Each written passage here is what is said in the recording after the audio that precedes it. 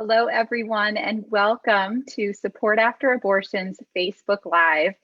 It is Lisa Rowe here, your CEO from Support After Abortion. And like we shared last week, I will be hosting all of the shows moving forward. And so I could not think of a better person to join me as we begin a journey forward into 2021 to look back at the future and to look back at the past and look forward to the future than none other than our board president and founder, Janine Marrone. So would you help me in welcoming her to our show today? Hey, Janine, welcome. Good to be here. This is my hands are kind of wet. I didn't think I would be nervous, but I guess I am. Yeah, and it's so neat because every time we get to come on here, we have like a new update. We have a new something that's generated a new thought or a new part of our movement. And so, we are just kind of wrapping up the 2020 year. We have 8 months under our belt as a nonprofit. We have learned so much. And Janine, I mean, this started 7 years ago, so many things that we've journeyed along together. But can you tell our viewers a little bit about what's so exciting for you from what you've seen for the last 8 months? I guess all the learning that we've done along the way, and I know I'm on here to talk about the research, but research is directional and we learn so much. I mean, every month it's been a new discovery process and we just seem to modify and adapt and roll with the punches, so to speak. We see how much the Holy Spirit is active in our lives and every day brings a new adventure. I suppose I am flabbergasted by the multitude of people who we have touched through virtual conferencing and all of the Facebook Lives, all of the internet connections, if you will, and how many strategic partnerships have been aligned through this process, and how fast the industry is just rising up as collaboration increases, as empathy and compassion to abortion, humanizing abortion, and then us as the quote unquote catalyst in this effort. We never wanted to be a program among programs. We wanted to take what was out there and multiply it, and I always think the fishes and loaves, but through the grace of God, what the vessels of inside of support of after abortion have been able to do. Yeah, I mean, what you had as a vision 7 years ago through Luncheons for Life, when you realized that abortion was more than just a baby issue and it impacted way more than just the baby, and what you've been able to do over the last 7 years, and as we finalize this year, which feels like just the beginning, I just feel like everybody that's watching needs to know, Janine is the key to our secret sauce. Your mind and the way you see things, and you always say sometimes it's scary because you see things before anybody else does, but you saw this in some sort of way. And I know that the world has wanted this. They just didn't see it the way you did. So I just want to take a second and honor you because if we didn't have your vision and how God has led you, what people have been desiring for the abortion healing movement might not have ever come to fruition. So thank you so much on behalf of the industry. I don't know what else to say. It's having a strategic view on things is a blessing and a curse. It's a blessing because it's a good thing to have, but it's a curse because nothing happens as fast as you want it to happen. Mm-hmm. And so, it was definitely a journey from seeing for my first time in a Luncheons for Life that there truly was more than one victim to an abortion and not really understanding what to do about it. And, kind of the rest is history. That's amazing. So, we are getting ready to just start this, take everything we've learned and bring it to 2021 with us. And there's some really key things that we've learned. You already mentioned the research, Janine. And for those of you watching that have been to our conferences, we collect data along the way and we measure who's performing or the presentations that are performing in the top, not because we want to see first, second, and third in terms of ranking, but because we want to know what it is that the industry needs to know, what it is that people are seeking. And research was at the top of that, Janine. And we also replayed those for Giving Tuesday last week. And again, still people that haven't seen those that are coming out. I would love for you to spend a few minutes to recap that for people because it just continues to be a topic of conversation. Well, Well, my background is marketing for the most part, marketing, business development, and in consumer finance and in the credit card industry. So I'm used to going out. I'm used to trying to understand a market and then being able to, quote, in our case, sell to it. In this particular case, while support after abortion was still a program underneath Pregnancy Solutions, I commissioned research that would help me understand how could we market the awareness of where to go for abortion healing. And I did the research through a media company who was using a research firm for themselves to measure how well their ads were doing in pregnancy center awareness. And when I saw the research, it just triggered everything that I knew about strategic marketing and research back in my credit card days. And I had to go do a site visit of this research company. And they were in Oklahoma City, Oklahoma. And the media company is in Dallas. We took the car ride there, and it was everything I hoped it would be. And so we commissioned the research there. We did two. The first research, the hardest part of doing research is actually something called the instrument. That is developing the questionnaire that you're going to ask. And in both questionnaires and both surveys, we used the term reproductive loss so that we could cast a wide net. And by the way, it was just women. So the first study was just women, 18 and over, across the United States, done scientifically, pulling the information consistent with census data and so on.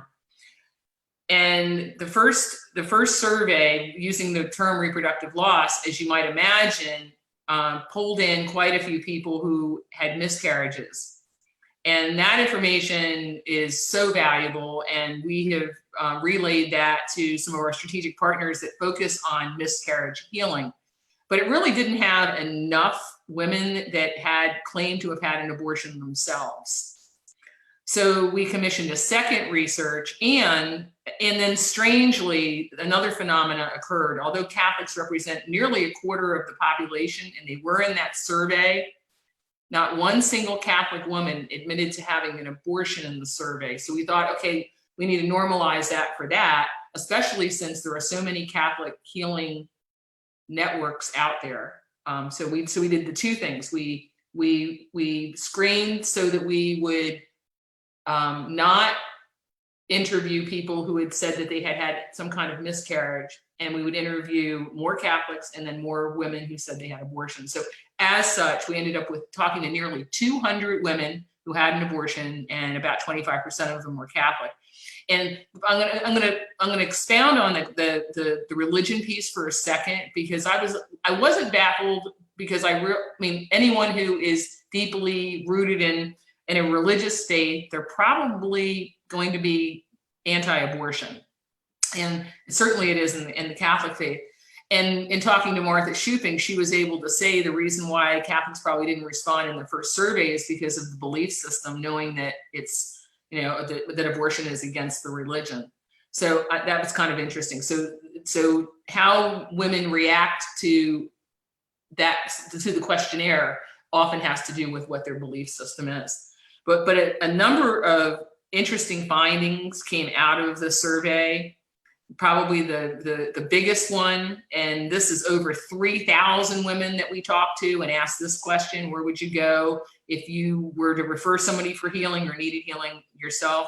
And 9 out of 10 did not know where, or said Planned Parenthood. So truly, as an industry, minimally for women, we will do a men's survey soon, but minimally for women, we are not doing a good job of advertising or marketing where those healings are. And we could go into a lot of reasons for that. As we know, the names of healing programs do not suggest that they are abortion healing. Rachel's Vineyard, Project Rachel, Save One, Surrender the Secret. I mean, you can go down the list of all these wonderful programs that are at the top of the list in providing healing, but they don't necessarily say who they are. So we're sort of a victim of that process. That's why we believe our name, Support After Abortion, is so important, and part of partnering with us is you can use our name if you want to, or like one of the archdioceses that we talked to just a couple of days ago, they renamed all of their healing products Abortion Healing Ministry. That's right. Anything where, and I think that's one of the biggest takeaways that from the research is, let's say what the healing is about. Let's not be afraid to use the word abortion. Listen, if 400 women told us about their abortions, we can talk about it. And as we said at Support After Abortion, we need to start that conversation and not be afraid to use that word.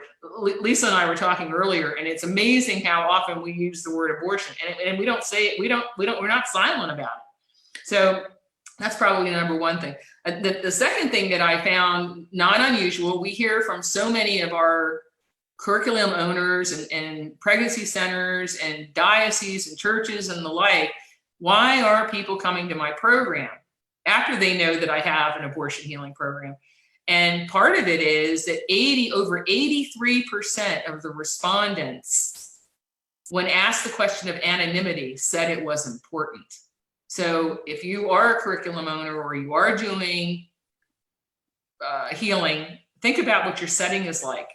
If your setting is with 6 or 7 other people and you meet, even on a Zoom meeting, that may not be what's preferable to your client. Yeah. Similarly, go ahead.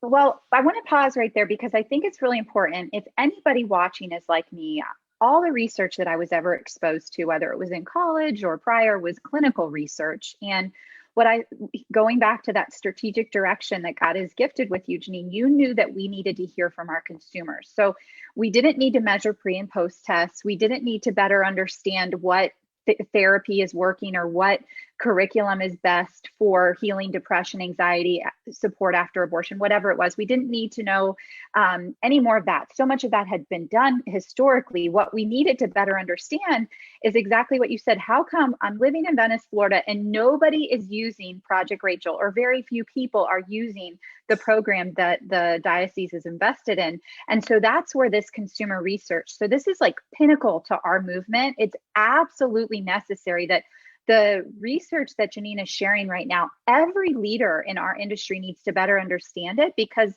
if we're only listening to our hearts and saying, this is what I feel like we should be doing, or this is what I feel like I experienced, that's good to some extent. But if we're not listening to what other people need, we're not offering a program that's going to have any value to the community as a whole. So I just wanted to preface that, Janine, because these are this kind of research that has been commissioned is none other. We have never seen this before. And so the 80% that you just shared, and the fact that 9 out of 10 women don't know where to go, I just wanted to make sure that our viewers understood that. So we can go back to continue reviewing that, but I thought that was really important. And you bring up a good point.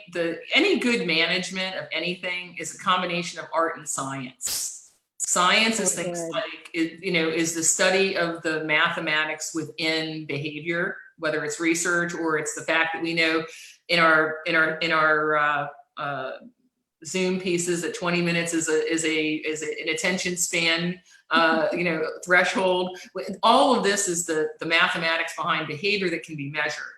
Then there's the things that you observe, the things that you experience. Mm-hmm. And do those measurements, do those pan out in real life? Is it hard to get people to come to Bible studies because they are out in the open, or are there other reasons? And some of the research pointed to that too. And the other part of that was that when asked if women wanted a faith-based approach versus one that didn't have one, over 2/3 of the women said they didn't want a faith-based approach.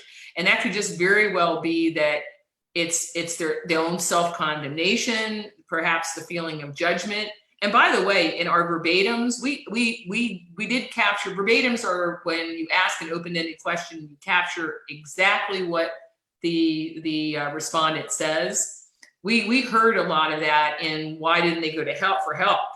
And the answer was judgment, condemnation. I know what it's like. I don't want to, and as well as grief, shame, and some other things. So we know that. We also know that when we asked the question, how frequently do you attend religious services? 80% said rarely or never. And in the Catholic respondents, 85%. So they're not necessarily, they're not in the pews. Their relatives may be, and those that know them, but not necessarily. And if we want to get the truest evangelization for the church based on this number is to get out and find a way to meet men and women where they are and get them the healing that they need. And then ultimately through that relationship, it brings them back to the religion from which they came. Right. And we've seen that experientially. The other thing about research that I want to mention too, back to the art and science of it, it is directional. It points you in a direction. And I'll give you an example of the Catholics that responded in this, of the women. Almost all of them, and I don't think there was one that talked to us that had their abortion within the last 5 years. It was 5 years plus. Mm-hmm. And that makes sense, because I would doubt that I would be telling any respondent would be telling for the first time a researcher that they had an abortion. So it's just not a natural thing. So these are, in this case, people who were probably in a better position to talk about it. So that just gives you some idea on some of the directional nature of it. And to speak to that, Janine, let me stop you there. To speak to that is, remember during our first conference when we began planning that conference, and the question was posed to us, who is your audience? And initially we were like, everybody, the men and women hurting after abortion, the leaders in the industry, clergy. And our team kept trying to narrow focus. And I remember it was like one of the fifth or sixth meetings where it was like, no, this is for leaders. And it was because of the research that really allowed us to directionally connect with, our content is to help build and strengthen all of the abortion healing providers, because if they don't get stronger, we're not going to be able to serve the people that we know are hurting. And so there was a great example of how that worked for us. I think that kind of feeds into following some of the numbers on this. I just kind of put pen to paper to say, okay, based on what we learned from the research, for instance, 21% of the respondents acknowledged an adverse change. 33% said they could have benefited from help, or they didn't answer it, which suggested to me that they probably could have used help. Just taking some of those numbers and applying it against 47 years worth of abortions, and even accounting maybe for some of the fact that there's a duplication of women that have had more than one abortion, including the fact that 1 out of 4 women will have an abortion by 45. It would seem to me that our target audience of people who are willing to seek help, if they knew where to go, is north of 5 million men and women. And I included men in the sense that looking at it in a similar fashion, took a little bit of a license to extrapolate the information. But think about that. Think about if we ran this advertising campaign, which we could, the same kind of advertising that Heroic Media does for the pregnancy centers, doing the YouTube advertising, and it was successful, we would have 5 million people seeking help. What we don't think we have is the capacity to handle that in our current environment. Not only do we not have enough providers, yeah, we have at least 200 programs, at least a couple of thousand people that are providing, but in a limited fashion, if we don't look to meet people where they are, those 5 million plus people could go wanting, if you will. So that's why we think it's very important to take this research and elevate it into our healing community to create that level of compassion that allows providers to think a little bit more broadly about who their clients are and what they want and need now. It's amazing. And so if we look at 2020, we've done 2 conferences, we've impacted 8,000 leaders. If we think of those 8,000 leaders going and minimally touching 10 people each with the information and knowledge, think of how widespread. And then on the other side, on the client side, we've touched almost 2,000 people through our Hope line, and then connected them through virtual groups, or also to those 200 programs. We will, in a very short amount of time, have impacted directly 10,000 people, and then indirectly 100,000 people if we think of that multiplier of 10. And so how does a ministry that started in April, of course, we've had our proof of concept inside the pregnancy center, but when we really launched our, our true ministry in April, and here we are in December saying we have indirectly served 100,000 people and directly served 10,000 people. This is why our movement is hungry for a center of excellence, a catalyst, like Janine said, that is bringing the message of hope and healing to a new level. It's taking it out of, birthing it out of a place of, I love what I found in healing and I want to serve those in my community. It's taking it to a bigger platform to say, wait a second, like that works at a little level, but we have so many more people that are needing hope and healing, and we need to do it more intentionally. And so 2021 is going to take everything we've learned for support after abortion, and we're going to really direct that in 2021. Janine, can you start to take the shape of what it is that we're dreaming of and the insights that we've gained and how that's going to come to fruition?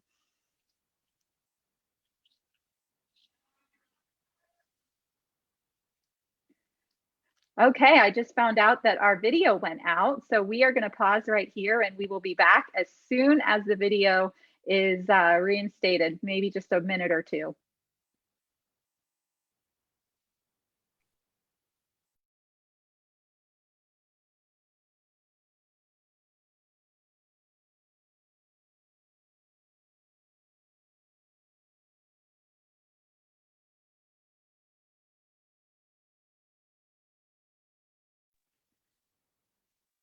Okay, we are back and hopefully we won't experience any more technical difficulties. If you're just joining us, my name is Lisa Rowe. I am the CEO for Support After Abortion. You are joining our weekly Facebook Live show where we are joined today by our founder and president, Janine Marrone. We have spent the last, 20 minutes talking about the research that has helped direct us up until this point. And we're beginning to take a shift in our conversation about what 2021 will look like based on our findings from 2020. Because we're learning from you, we're learning from the industry, and I'm just excited to hear from Janine. Go ahead, Janine.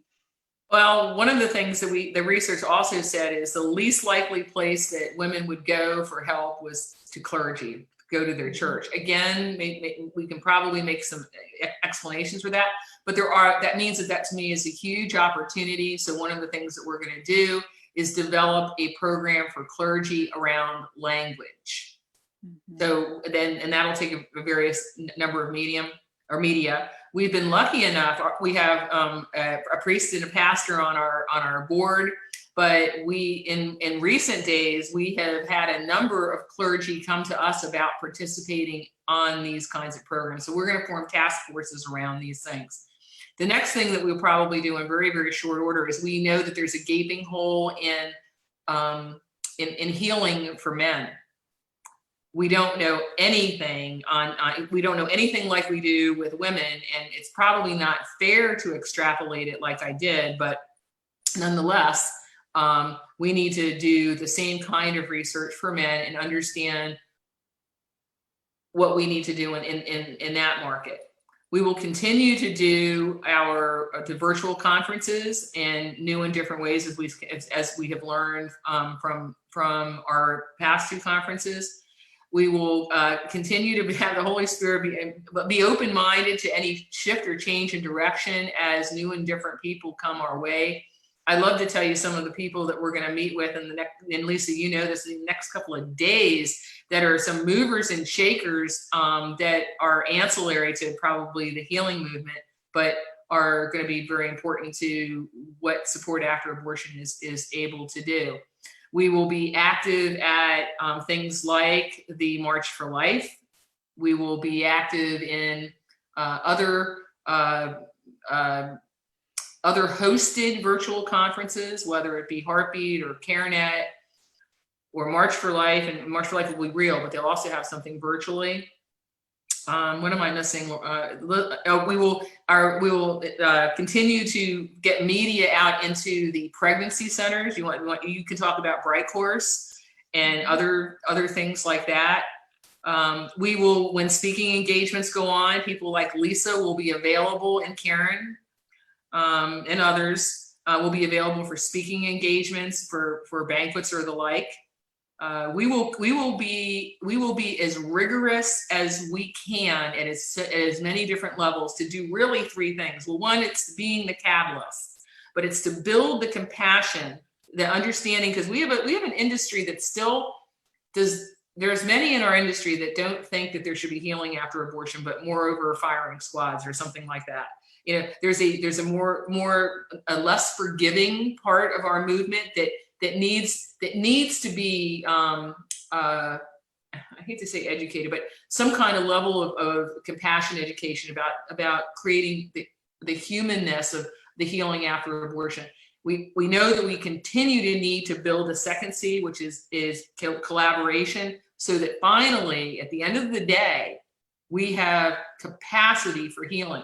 And then we can unleash the advertising machine. Right now, I'm not really sure. I mean, we're probably going to go into some test markets to do that. I forgot to mention that.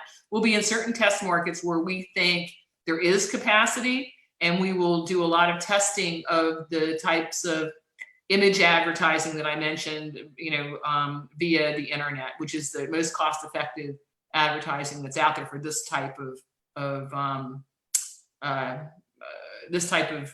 messaging. Right. And so let's break those down. So inspiring compassion, we've spent our entire second, third, and fourth quarter of this year focused on inspiring compassion. That's everything centered on client stories, helping people understand abortion and why healing's necessary, the virtual groups helping leaders heal so that they could get better at serving men and women impacted by abortion, and on and on and on. That really is the lane that is serving clients. And that's really where we've seen our abortion healing movement stay, right? We've seen a lot of inspiring compassion. We see a lot of testimonials of people sharing their abortion healing stories and helping spurring other people on their healing journey.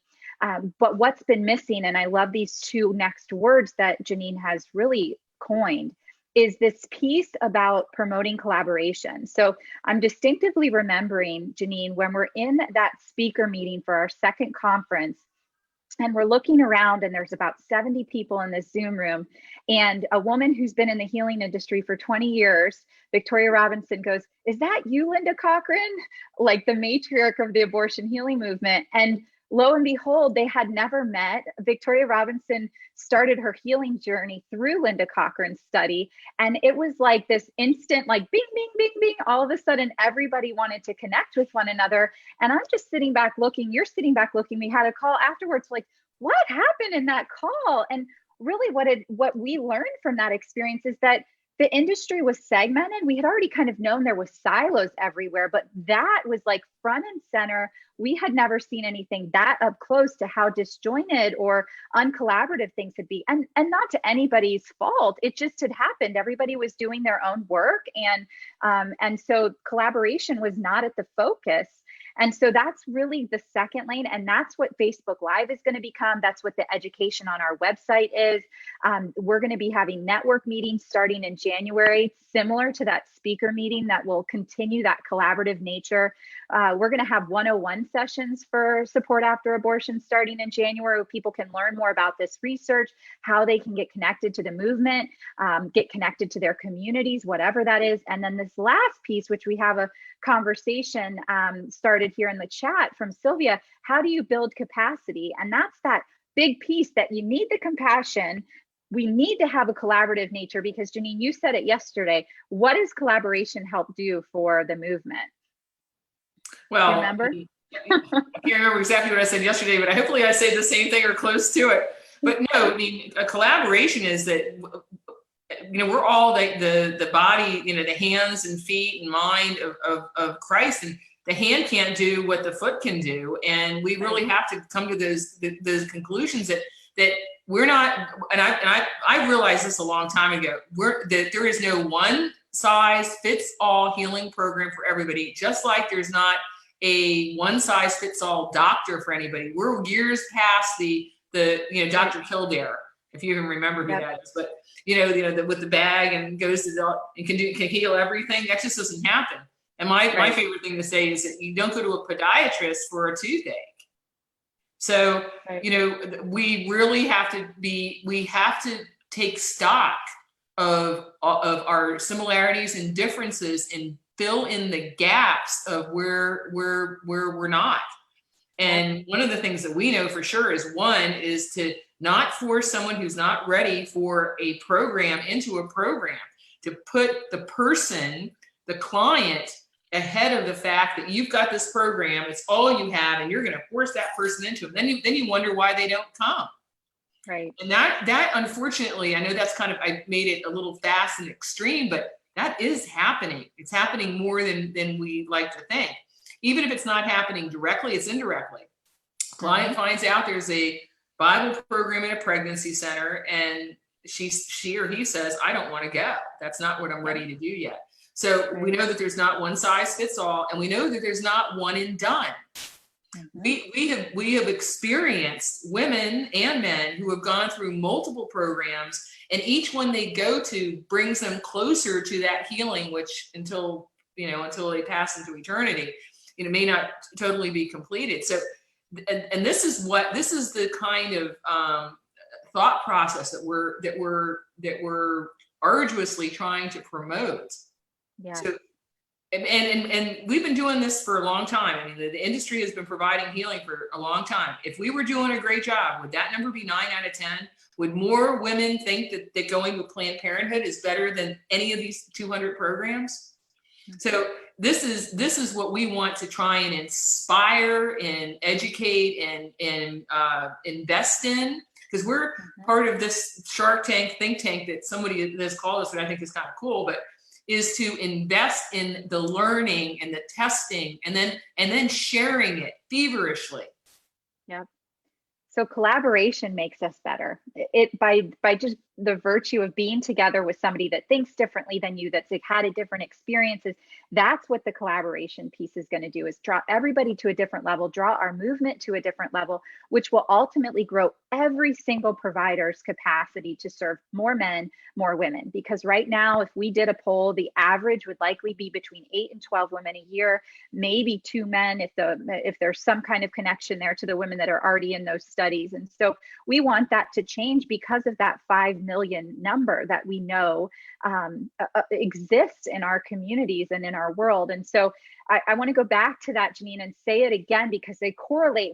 We realized this yesterday, but we say that in order to be a catalyst in this movement, we have to inspire compassion, because 1 in 4 women before the age of 45 will have an abortion. We are beginning to show, and one of our marketing strategists helped us with this, but she said, Lisa, I was at one of my child's birthday parties this weekend, and she said, I could not get past the fact of looking at these little girls saying 1 in 4 of them will have an abortion by their 45th birthday. She's like, I just didn't get that.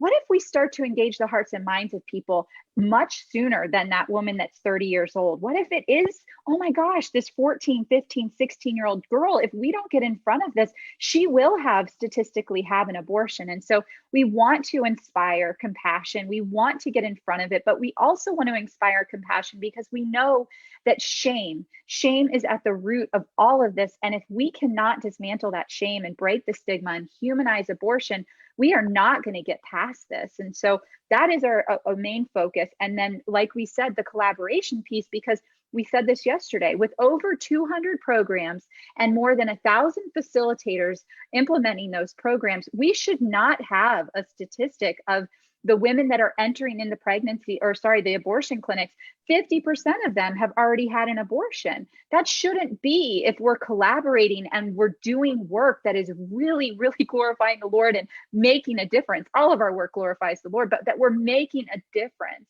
And then that capacity piece, if we are truly magnified to the capacity that we need, that 90% number, and you said this yesterday, Janine, it will fall. It will no longer be that 90% of the world doesn't know where to go for healing. It will become 70% and 50% and 30%. And so we're after each of those areas in 2021, and we're going to strategically be doing things directly connected to it so that people know how to improve their programs, what we're learning from our consumers. And the biggest thing, Sylvia, the question that you ask is that we start offering an options-based approach. We start listening to what our client wants and not what we want to provide our client. That directly impacted our numbers at Support After Abortion. From 2017, we served 12 clients to this year, almost 2,000 clients. I mean, that's unheard of. And really all we did was shift the way that we provided services. Less about here's what we have and more about what is it that you need, and let's try to figure out how to get that to you. I would add something else to that too. I mean, I've gotten my own little routine down as I've been speaking to, and by the way, we get an awful lot of calls from leaders. I mean, from diocesan representatives to curriculum leaders to pregnancy centers to independent healing facilities. We've had an awful lot of calls, and one of the things that I think would help everybody, and we from that one archdiocese that we talked to a couple of days ago, they realized that they had Project Rachel, they had something from Catholic Charities, they had Project Gilbert, or something. I mean, there's all kinds of these names. None of them said that we have an abortion healing ministry, and that was the first thing. And I would say that to everybody. Do not be afraid to say we have an abortion healing ministry, and it includes whatever these things are. And oh, by the way, you don't need to go. And Sylvia, I mean, Sylvia knows this too. Sylvia will also counsel. So it doesn't necessarily have to be in a group setting, knowing that 83% don't want it in a group setting. It doesn't necessarily have to start with a gospel-led message, yet we know it's still faith-based, in the sense that God's directing this. He's allowing us. In evangelization, you always form a relationship and meet people where they are before you hit them over the head with a catechism. Oh, I've been down that route, and I was about as successful as nothing. I mean, you want to be Catholic? Here's my catechism. Really? Yeah. It doesn't. I mean, but I feel like we do the same thing in abortion healing. So, and I see somebody else right here. Your client-centered approach is key. Absolutely. And then making sure that even if you don't want to use the word ministry, use Support After Abortion. Then on top of that, I have to show this because we're proud of this. When Word Among Us, which is the liturgical accompaniment for the Mass, and they're also a Catholic publisher, very, very well known. They produced this after abortion booklet, which is a faith-based message, a gospel-led message. When they saw our research, they did this, and it is the keys to hope and healing. And it says the same thing without leading with a gospel-based message. So if we have people that aren't ready to hear that, they can start here. And then bringing them in to get the healing, we know the ultimate healer is God, and then ultimately, should they have had a faith, and they did. I mean, Janine, hold those up next to each other, would you? Because I think they speak for themselves. Would you hold those up for our viewers? Santi, if you can get a screenshot. No, hold the green one up too next to it. Next to it? Okay. Hold them up together. Yeah, the cover on that's going to change too. I just want people to look at this, right? The way that our movement has been up until this point with lots of effort and energy has been the green booklet. Tell me, as a woman seeking healing, which book you're more willing to venture towards. And so I just think visually this is really interesting. Word Among Us is also offered to rebrand the green book, knowing that we need to have more intentional marketing. We need to have more fresh looks. We need to be speaking to the demographic that needs the healing. And so just really interesting seeing that up. Thank you, Janine. That's really profound. Thank you so much. So this is how we think we're going to rock the planet. I'm stealing that from Bridget Van Means, but I mean, we need to rock the planet. It's otherwise we're on a treadmill where we got, we're growing nowhere fast. And yet the new programs keep popping up all the time. That's why we want to be a catalyst. We want to be promoting and inspiring compassion and creating an environment where people who think that abortion cannot be healed, and while it's a devastating decision, we also know that most abortions have a coercion factor and other root causes and the abortion is a symptom of those root causes. So that's a really big part of what our apostolate does. The other piece to that, again, is back to the collaboration. And as we move, this is I guess the most frustrating thing for me as a strategist, and Lisa knows this because she has to hear me say this, but is to move. I want to rapidly move from that compassion state and into collaboration and finally building capacity. But I guess it's one of those things where we have to realize that this whole process is a process, and we have to make investments at all layers and take the wins where we can and keep building on them. That's right, Janine. I am so grateful for you. Our movement is blessed by you. If anybody has any questions for Janine and I, we'd be happy to take them right now. There's tons of great comments coming in, clients. Karen, I don't know if you want to elaborate a little bit more about your ministry versus approach versus resource. I think maybe that was just explained by Janine, but if there's more that you want to talk about while we're waiting for any more comments, Janine, I just thought this was relevant. There's somebody that's watching that's in our Unraveled Roots group right now. And a woman shared today and just really keeping confidentiality, but just the essence of our conversation was, my parents confused me so much growing up about God. My mom was our spiritual leader. My dad did drugs and told us not to believe in God. And she's like, I don't really know where I am. I don't know if I should follow God, if I shouldn't. And, you know, it was so neat because our group was just able to meet her where she was today. And another woman shared her spiritual journey, and maybe that'll have an influence on her. But the ultimate thing is she's getting healing. She's growing in relationship with women who know the Lord. And ultimately, we know where that will land, right? If she continues this process. So I love that we're beginning to shift the paradigm here as we talk to men and women leaders in the movement that, hey, listen, it's about relationship first. We want to meet the client. We want to engage the client. And then as they learn and grow and heal, they will naturally, right? The research or your experience has been, and what you guys testified to in the conference is they will return to the faith in which they came, right? Yeah. So one of the things that Jessica said is, I feel you, Janine. I want to move things quickly. She said she just loves to listen to you. Teresa, you've already ordered the book. I love Keys to Hope and Healing. That's awesome. I think that's great. Thank you for sharing that book. Let's see, anything else? I believe women are hesitant to talk to their family doctors along with clergy. I think women's physical conditions like stress, anxiety, depression can be directly linked to their abortions. Definitely. All right, question from Karen. Research shows that a majority of women do not want a faith-based approach to healing. Does using the word ministry meet those women? Does using the word Among Us, the Keys to Hope and Healing, meet women where they are? Perhaps share how language impacts who reaches out and when. Let's break that down. The majority of they don't want a faith-based approach initially. What's the research show on that, Janine? I don't think you shared that statistic. It's 2/3 would prefer not to have a faith-based.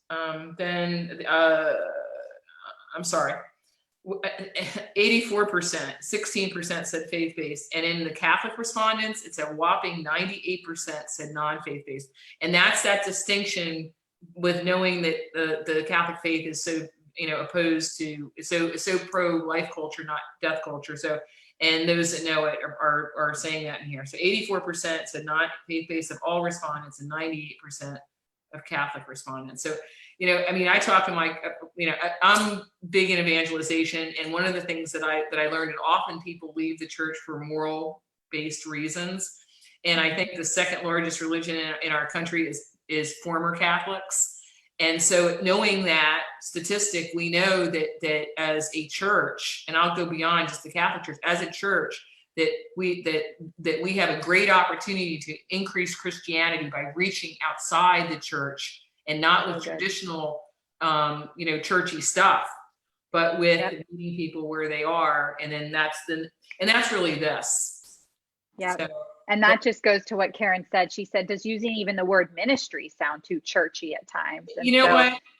Sometimes you take, if I could get every church that has what I call code word abortion healing program, just to say that they had an abortion healing ministry, that would be a catastrophic leap into the ozone, because at least it uses the word abortion. So I don't think this is an all or nothing thing. I think people incrementally find their way there. to make change is, to be a catalyst is a tough thing because you get a lot of rejection. We've always done it this way. All the words. It's the same in business. I encountered this in my business career, when I had to go in and make change. This is no different. Even getting people who know they need to make a change to do the change is difficult because people get wed. They get wed to things that they're comfortable with. And change is a risk. Think about us, Lisa. Remember meeting outside of Panera? It was you and I and Nathan, and we're talking abortion. How many people turned their heads? Everybody. But it didn't stop us from saying the word. So once you get out on that, you get on that trail and you realize nobody threw an egg at us. It was like when I first put my pro-life license plate on, I was afraid somebody was going to key my car, That never happened. So we have to, the days of indifference must be over. You see what's going on in our country. We can't be indifferent. Yes. Not on this topic, a lot of others. And the indifference, Sylvia asked, should we be spurring on people after they've been healed to get out of their comfort zone and help others? And that's where we feel like a lot of the indifference is. When you've been healed, Karen will say this, when you've been healed, you want to help others a lot of times. And so that definitely is something that we are hoping to do, is help build leaders who have been impacted through the healing movement and grow them to their next level. Because we all know recovery is about giving back once you've received it. And so, but that indifference, Janine, I think speaks directly to people that have been impacted, that have been unhealed, because they don't know what to do. They don't know what to say. They think all eyes are on them. I'm looking at I don't think it's a yes or no or an either or when it comes to faith and non-faith based. If you want to lead with a faith-based ministry, or call the word ministry, I personally think that's still a good move, because the archdiocese that we talked to said they're still getting calls from people who don't want to go into the program, but guess what? They'll talk to them. They just don't want to go into a program. So at least this faith-based group of people who doesn't want to move off of that word recognizes they can still meet people where they are. And I think that, and if they grow that quote unquote ministry, because now they're using the word abortion, then more power to them. It's just, we can't get from here to 5 million people healed in a year. It's going to take deliberate baby steps, and it's going to take some leaders, some geographies and population of leaders to prove that you can do what we're saying. Mm-hmm. So, and then we're just going to keep saying, and we're going to see success from this. So I put this in my parish a couple of days ago. Our Lady of Lourdes, Venice, Florida, gone. So of course these go too, but these are probably church growing people that are reading it and they're thinking there's nothing wrong with this. Then they're going to give this to a son or a daughter or an in-law or whomever, and it's going to get a different reaction. So we shall see. It's not an either or, it's an and we have to live in that environment, because otherwise we're going to get stuck in the mud. That's so good. So our Facebook Lives are going to be committed to helping grow leaders moving forward. We're going to have about 1 or 2 compassion conversations a month, but we are going to try to bring people on here. We are going to really intentionally help grow you. And next week, I couldn't think of a better person to start off that kind of training zone.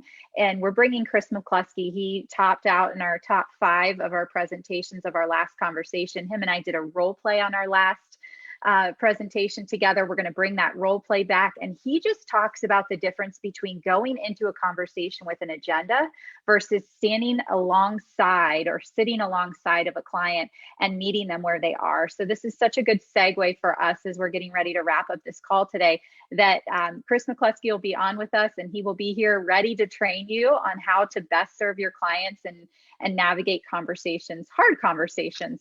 And so we're really grateful to have been here. Janine, thank you so much for joining me today. I know this isn't going to be the last time. I'm glad I wasn't enthusiastic enough. Same thing with you. We love what we get to do. Building, so we didn't suck the air out of this room. But anyway, it was fun. And yes. We're invested in this. This is for me. This is my time, talent, and treasure. I'm going after it. Amen. And we're so grateful. And I'm so grateful I get to be a part of this journey. So until next week, we'll see you later. Thank you for joining us. Thank you.